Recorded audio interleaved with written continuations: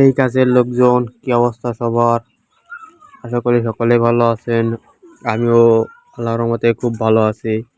তো আপনারা জানতে চাচ্ছিলেন যে আমার পাখিগুলো এত কম বয়সে এরকম ওজন হয়ে গেল, এত বড় হয়ে গেল কিভাবে? মূলত খাবারের দ্বারা সব কিছু। আপনি যদি পাখিরে ঠিক মতো খাবার দেন, ঠিক মতো সব কিছু দেন, তাহলে আপনার পাখির ওজন বাড়তে সময় লাগবে না। তবে আপনারা যদি কৃপণতা করেন, এক বেলা দেন আর এক বেলা যদি না দেন, তাহলে আপনাদের পাখিকে খেতে না দিলে আপনাদের পাখিকে গুণাগুণ মান নষ্ট হয়ে যাবে।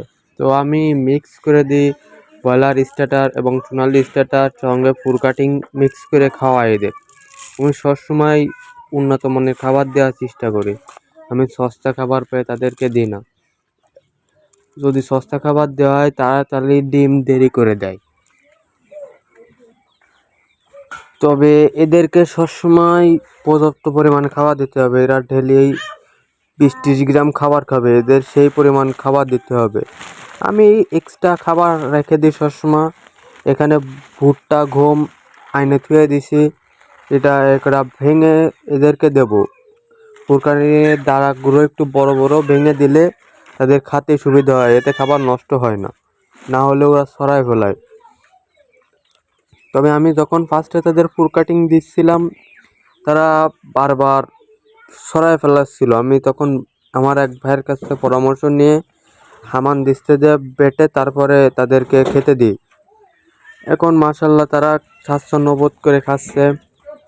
তো দিনের বেলায় চারি মোড়ে আটকায় রাখছি বলে তারা লাফালাফি করছে, এই দৃশ্যটা দেখতেও ভাল লাগে। তবে আর কিছুদিনের মধ্যেই তাদের ডিম পাওয়া যাবে। তো আমার এখন এর ভিতরে কিছু কাজ আছে, সেগুলো করব।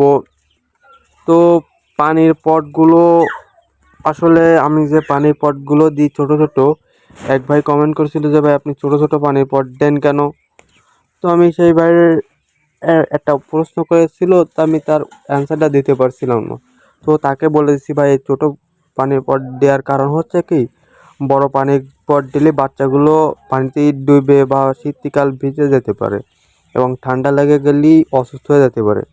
এই কারণে তাদেরকে ছোট ছোট পানির পট দিই।